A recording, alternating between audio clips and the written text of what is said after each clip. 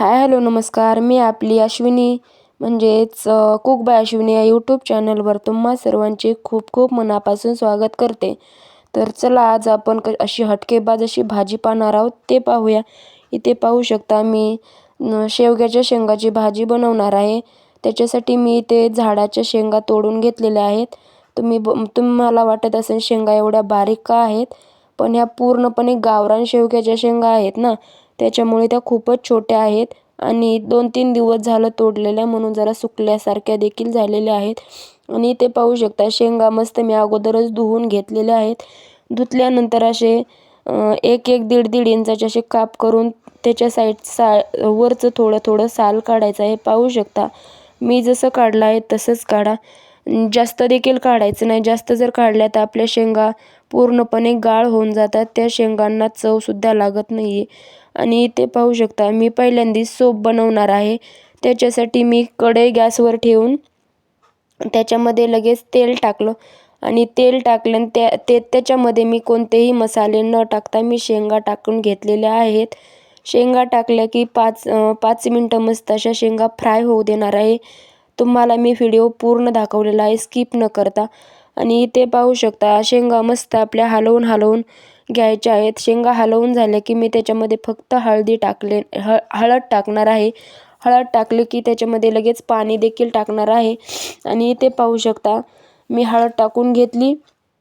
आता मस्त असं हलवून घेणार आहे. हलवून झालं की याच्यामध्ये मी फक्त जे थोडंसं खोबरं मी किसून घेतलेलं आहे. तुम्ही मिक्सरला देखील बारीक करून घेऊ शकता. मला आवडतं म्हणून मी खोबरं घातलेलं आहे. तुम्हाला आवडतं असेल तर तुम्ही घालू शकता, नाही घातलं तरी चालते, ऑप्शनल आहे. आणि थोडंसं मीठ देखील टाकणार आहे. आणि ते पाहू शकता मी तिघांसाठी सूप देखील बनवणार आहे आणि भाजी देखील मी तिघांचीच बनवणार आहे. आणि पाहू शकता आपलं सूप बनवून म्हणजे सूपमध्ये 1.5 ते 2 ग्लास पाणी टाकलेलं आहे आणि त्याच्यामध्ये लगेच मी मीठ देखील टाकून घेतलेलं आहे. आणि पाहू शकता जर तुम्हाला कमी तेलात आणि आरोग्यासाठी चवदार अशी भाजी बनवायची असेल तर शेवग्याच्या शेंगाची भाजी नक्कीच ट्राय करा. व्हिडिओ शेवटपर्यंत पहा, स्किप नका करू. आणि व्हिडिओ आवडला तर लाईक, शेअर आणि कुक बाय अश्विनी या यूट्यूब चॅनलला सबस्क्राईब करायला विसरू नका. तर चला मग वेळ न वाया घालवता रेसिपीला सुरुवात करूया. आणि इथे पाहू शकता मी एकदम छोट्या आकाराचे 2 कांदे कट करून घेतलेले आहेत आणि लगेच ते गॅसवर देखील भाजून घेणार आहे. मस्त असा तवा ठेवून मस्त भाजून घेणार आहे. ब्राऊन कलर येईपर्यंत कांदा मस्त असा परतला की त्याच्यामध्ये मी थोडंसं खोबरं देखील भाजून घेणार आहे. आणि एकदम कमी घरच्या घरीच साहित्यांमध्ये बनवलेले आहे. आणि ही भाजी म्हणजे ग्रामीण भागात आणि पारंपरिक महाराष्ट्रीयन स्वयंपाकात शेवग्यांना खूपच महत्त्वाचे मानले जाते. साध्या मसाल्यात बनवलेली ही भाजी चपाती, भाकरी किंवा गरम गरम वरण भातासोबत खूपच छान लागते. आजची रेसिपी घरगुती पद्धतीने अगदी थोड्या साहित्यांमध्ये आणि कमी पाण्यात कमीत कमी वेळेत तयार होते. आणि नवीन शिकणाऱ्यांसाठी तर ही भाजी अतिशय सहज बनवता येईल अशी ही भाजी आहे. आणि इथे पाहू शकता आपला कांदा देखील मस्त असा ब्राऊन झालेला आहे. आणि लगेच मी आता खोबरं देखील मस्त ब्राऊन कलरवर येईपर्यंत भाजून घेणार आहे. आणि पाहू शकता असं खोबरं हलवत भाजायचं आहे, नाहीतर एकाच ठिकाणी पूर्ण काळं होऊ शकतं. कारण अगोदर आपण कांदा भाजलेला होता ना, त्याच्यामुळे आपला गॅस म्हणजे आपला तवा जो आहे ना पूर्ण गरम झालेला होता. आणि इथे पाहू शकता आपला कांदा देखील ब्राऊन मस्त झालेला आहे. आणि इथे पाहू शकता भाजीला मी काय काय वापरलेलं आहे. भाजलेला कांदा, भाजलेले खोबरे, लसण आणि जिरे एवढंच मी घेतलेलं आहे, एकदम कमी. आणि लगेच पाहू शकता पाणी टाकून मस्त असं पेवरी बनवून घेतलेली आहे. आणि पेवरी बनवले की लगेच मी कढई गॅसवर ठेवली आणि थोडंसंच तेल टाकलेलं आहे. पाहू शकता तेल टाकलं की मी लगेच आपण जे बनवलेलं वाटण होतं ना, ते देखील मी टाकून घेणार आहे. पाहू शकता तुम्ही इथे पाहू शकता गॅस थोडा मिडियमच ठेवलेला आहे. हाय केला तर पूर्ण आपलं वाटण म्हणजे खाली करपण्याची शक्यता राहते. आणि पाहू शकता मी भांड्याला जे वाटण राहिलेलं आहे ना, ते देखील असं हाताने काढून घेतलेलं आहे. आणि हाताने काढून झालं की लगेच मी मस्त असं हलवून घेणार आहे. गरा गरा असं हलवून घ्यायचं आहे. आणि हलवायचं झालं की लगेच जास्त म्हणजे हलवायचं आणि खाली चिटकू नये म्हणून मी त्याच्यामध्ये थोडंसं पाणी देखील ॲड करणार आहे.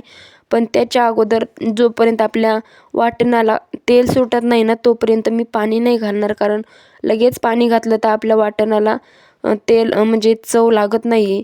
आणि इथे पाहू शकता आपल्या वाटणाला तेल सुटायला लागलं की मी लगेच याच्यामध्ये हळद टाकलेली आहे.